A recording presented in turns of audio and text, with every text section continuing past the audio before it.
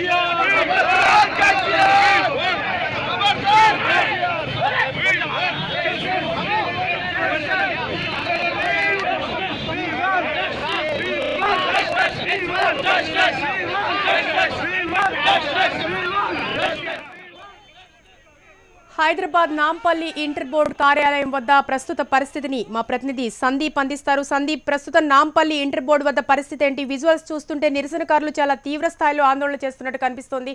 పోలీసులు కంట్రోల్ చేసే ప్రయత్నం ఎంతవరకు చేస్తున్నారు?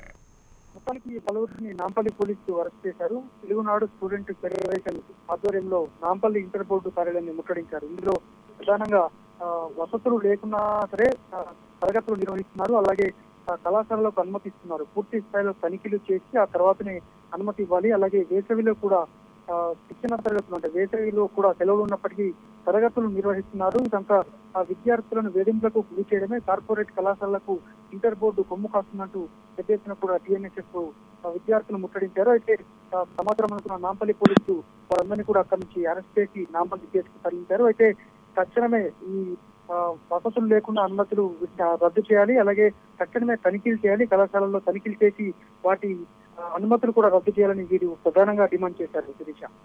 Right, thank you Sandeep.